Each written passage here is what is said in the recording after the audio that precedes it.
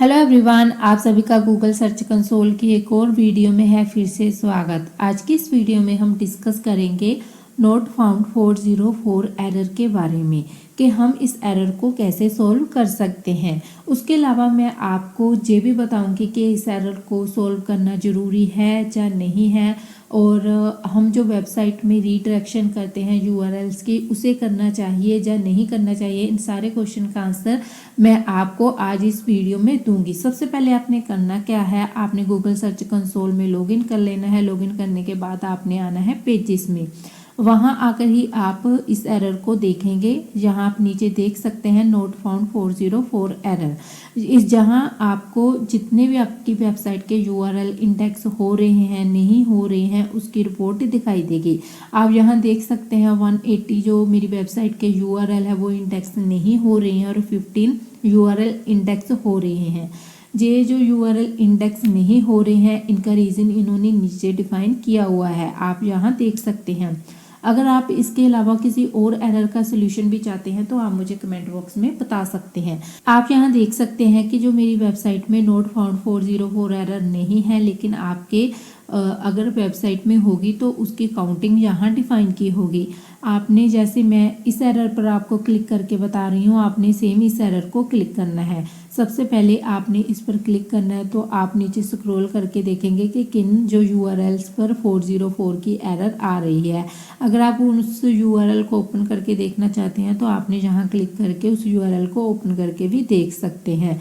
ठीक है, तो अगर आप उसका रीज़न जानना चाहते हैं कि वो एरर आ क्यों रही है, ठीक है, तो उसके लिए आपने यहाँ सर्च पर क्लिक करना है, तो जिससे आपको पता चलेगा कि इस एरर आने का मेन रीज़न क्या है। इसके आने के दो ही रीज़न होते हैं। तो अगर आपने अपनी वेबसाइट के किसी यूआरएल को चेंज किया हो तो जिस रीज़न से आपका जो ओल्ड यूआरएल है उस पर क्या 404 की एरर आने लग जाती है, या फिर किसी और वेबसाइट ने आपकी वेबसाइट के यूआरएल को लिंक किया हो और जो उन्होंने लिंक किया है वो रॉन्ग यूआरएल है, तो जिस रीज़न से कोई भी यूज़र अगर उस लिंक पर क्लिक करता है तो 404 की एरर आ जाती है। यही दो मेन रीज़न है इस एरर के आने के।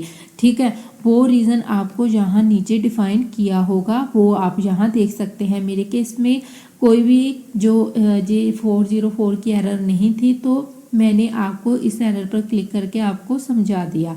और आप इसे सॉल्व कैसे कर सकते हैं वो अब आप ध्यान से सुनिए। इसका फर्स्ट सोल्यूशन ये है कि अगर आपने अपनी वेबसाइट में किसी यूआरएल को चेंज किया है तो आपने अपनी पोस्ट में जितने भी इंटरलिंक लगाए होंगे उस पोस्ट के रिगार्डिंग, तो वहां जाकर आपने जो न्यू यूआरएल बनाया है उसे अपडेट करना है। ठीक है, आपने जो ओल्ड यूआरएल है उसे हटाना है और जो आपने न्यू यूआरएल अपडेट किया है उसे इंटरलिंक कर देना है। सेकंड सोल्यूशन ये है कि अगर आपकी वेबसाइट का यूआरएल किसी और वेबसाइट से होकर आ रहा है तो आपने उस वेबसाइट के ओनर को रिक्वेस्ट करनी है कि वो आपके जो वेबसाइट के यूआरएल को चेंज कर दे।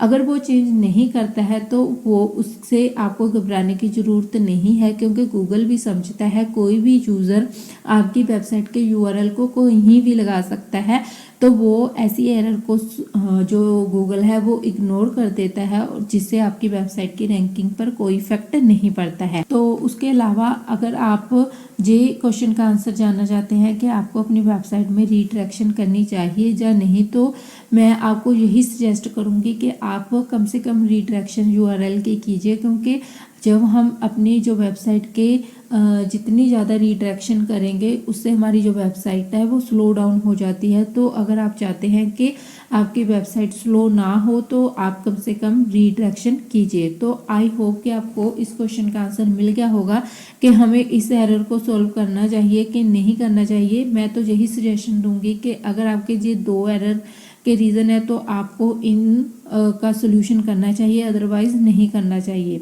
ठीक है, तो आज की इस वीडियो में हमने क्या सीखा कि हम कैसे नोट फाउंड 404 एरर को सॉल्व कर सकते हैं। अगर आप इसका प्रैक्टिकली देखना चाहते हैं कि हमें प्रैक्टिकली कैसे सोल्व करना चाहते हैं तो आप मुझे कमेंट बॉक्स में बता सकते हैं, मैं वो भी आपको करके बता दूंगी। आज की इस वीडियो में इतना ही, मिलते हैं किसी और वीडियो में किसी और इन्फॉर्मेशन के साथ। एक बात हमेशा याद रखना, अगर जीवन में सफलता प्राप्त करनी है तो मेहनत पर विश्वास करें। किस्मत की आजमाइश तो जुए में होती है।